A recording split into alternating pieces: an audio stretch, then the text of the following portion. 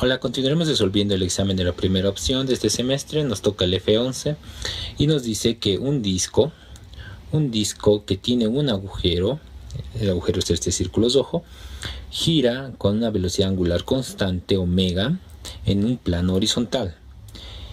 Y si desde una altura de 20 centímetros se deja caer una bolita pequeña, ¿no?, este punto azul, en el instante en que el agujero y la bolita se encuentran alineadas verticalmente. Entonces hallar la mínima velocidad angular omega, de modo que la bolita pueda pasar por el agujero, ¿no?, por el hueco, cuando llegue al disco, ¿no?, cuando llegue al plano del disco. Veamos esto desde arriba. Si lo vemos desde arriba, tenemos al disco girando. Está girando a una velocidad omega constante, ¿no? Gira. Y nosotros estamos sosteniendo la bolita justo por arriba, ¿no?, del disco.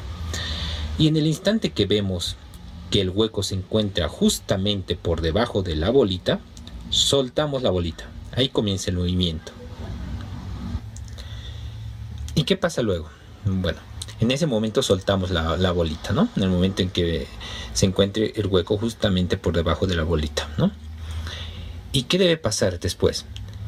Después, una vez que la bolita llega a encontrarse con el disco, la bolita debe encontrarse con el hueco del disco, es decir, el hueco se encuentran alineados. Lo soltamos y el hueco empieza a girar, y en el momento que la bolita llega al disco, el hueco debe encontrarse con él para que la bolita pase a través, ¿no?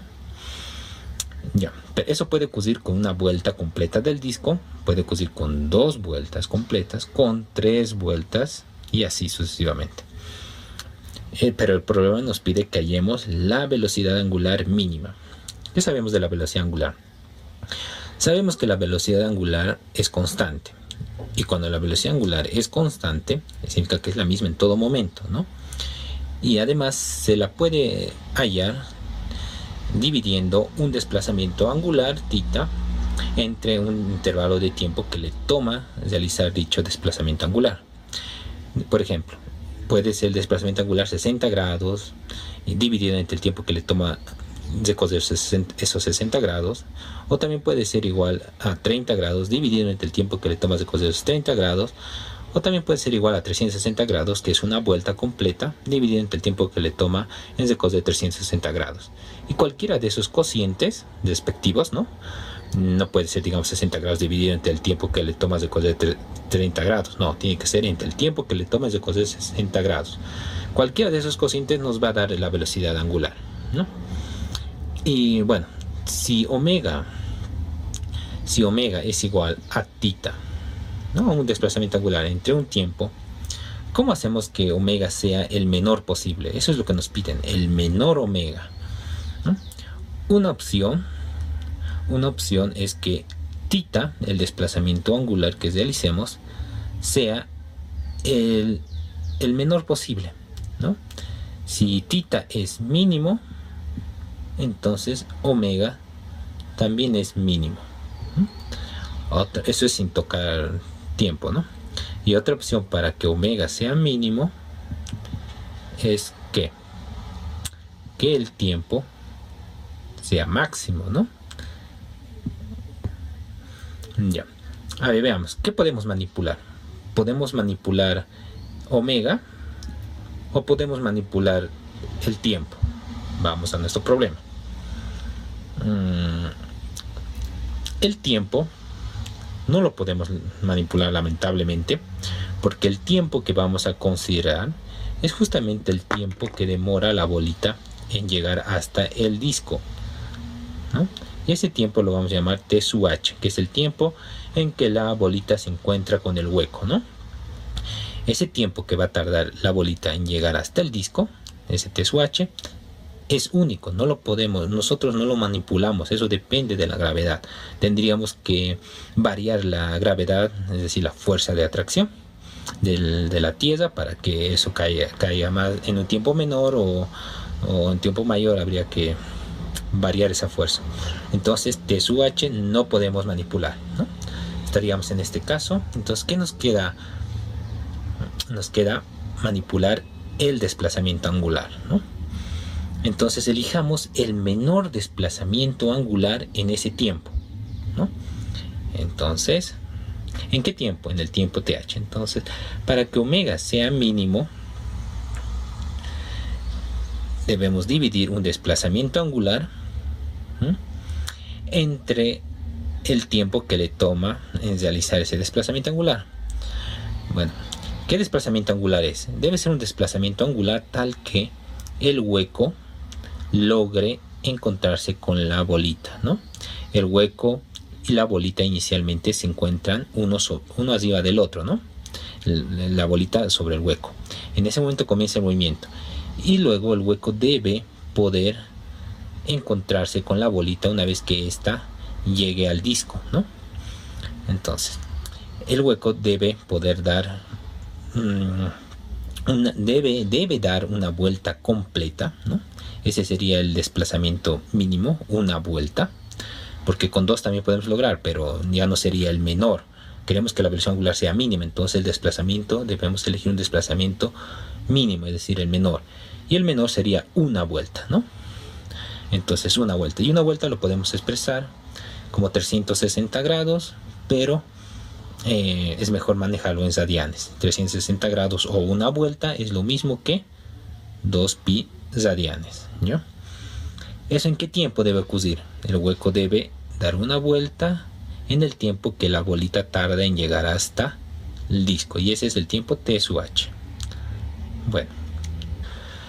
Bueno, entonces 2pi ya lo tenemos, el desplazamiento. Nos falta ya el tiempo. ¿Cómo lo vamos a hallar? Con la caída libre de la bolita.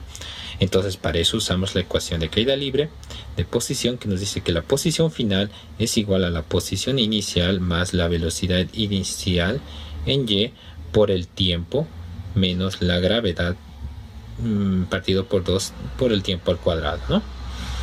Bueno, nuestro sistema de coordenadas, de ejes coordenados de referencia, lo tomé justo en el hueco sobre el disco, ahí, cuando se encuentran alineados. Entonces, la posición inicial será la altura a la que se encuentra, que es de 0.2.